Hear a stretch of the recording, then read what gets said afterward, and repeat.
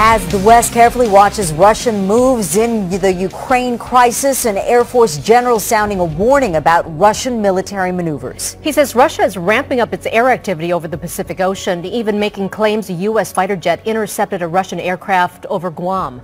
KCAL 9 political reporter Dave Bryan is live at USC with the story for us. Dave?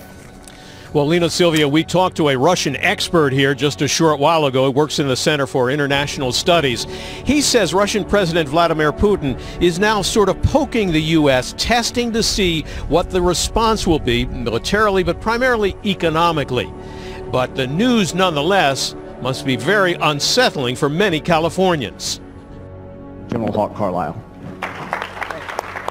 When U.S. Air Force General Herbert Hawk Carlyle spoke this week in Washington, D.C., he delivered a chilling message for Californians. The Russians are coming. What Russia is doing in Ukraine and Crimea has a direct effect on what's happening in Asia Pacific. Some of the things we've seen is their long-range aviation and the increase in that. Those areas depicted in green.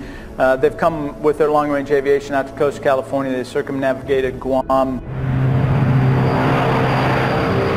General Carlyle said the number of long-range Russian airborne patrols in the Pacific region included a Tupolev Tu-95 strategic bomber, which was intercepted over Guam by a U.S. F-15 fighter jet. And some of the Russian flights, he said, extended all the way to the California coastline. Professor Ben Graham at USC's Center for International Studies says he believes Russian leader Vladimir Putin is testing the United States. But he says it's a risky strategy. If we have sort of some of these aggressive military sorties up the coast of California or something, the last thing you want is to actually have some 19-year-old Russian fighter pilots shoot down an American jet or something. You know, when you start playing these games, there's always the risk of someone going too far and provoking at a level you didn't intend. The strategy may raise fears that Putin is determined to re-establish the old Soviet Union, which could spark another Cold War.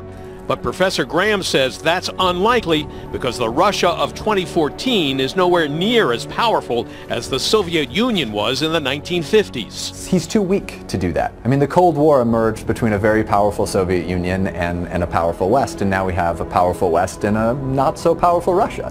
You know, there's an upper limit on how severe Putin can make this conflict before it sinks Russia economically.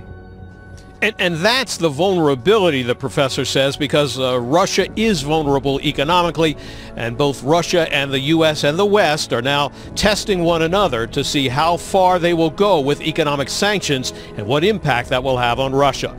We're live at USC. Dave Bryan, KCAL 9 News. The largest missile arsenals in the world are Russia, China, and North Korea in that order, and most of them are pointed at either us or our friends and allies.